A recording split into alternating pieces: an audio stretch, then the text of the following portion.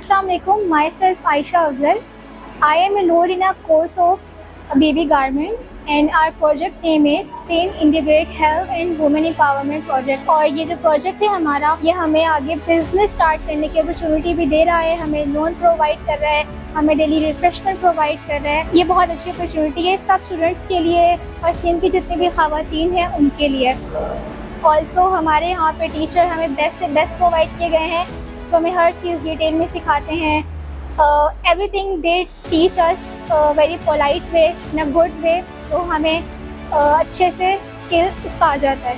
मैं आप सबको ये कहना चाहूँगी आप लोग की बहुत अच्छी अपॉर्चुनिटी है, इसको आप गेन करें।